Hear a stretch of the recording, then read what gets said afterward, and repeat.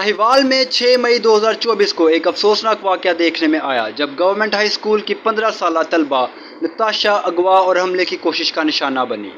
तकरीबन 1:30 बजे फरीद टाउन में अपने स्कूल के बाहर रिक्शे का इंतज़ार करते हुए मोटरसाइकिल पर 2 अफराद जिनकी शनाख्त बिलाल और अकरम के नाम से हुई है, उन अफराद ने नताशा को ज़बरदस्ती अपनी मोटरसाइकिल पर बिठाने की कोशिश की। जब इसने मज़ाहमत की तो सूरत हाल बिगड़ गई। बिलाल ने जारहाना अंदाज में उसका दुपट्टा खींचा जिससे वो उतर गया और फिर उसे हरासा करने का सिलसिला जारी रखते हुए उसे ज़बरदस्ती मोटरसाइकिल पर बिठाया।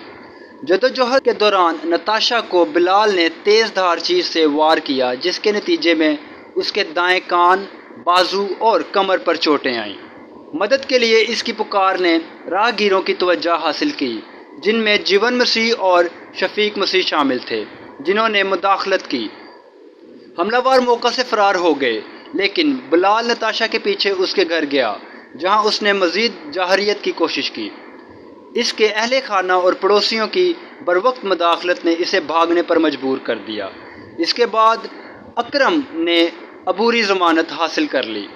हमलावरों के खिलाफ फरीद टाउन थाने में FIR दर्ज कर ली गई है।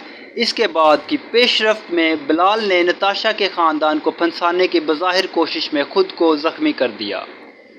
इस दिलखराश वाक़े ने कम्युनिटी को सदमे में डाल दिया है, जिससे नताशा के ख़ानदान की जानिब से इंसाफ और मुजरमों के लिए सख्त सज़ाओं की फौरी अपील की गई है, जिसने अवामी मकामात पर बच्चों के लिए हिफाजती इक़दामात को बढ़ाने की ज़रूरत पर ज़ोर दिया है। मालूमात का काबिल एतमाद ज़रिया CRC। जुड़े रहें CRC के साथ।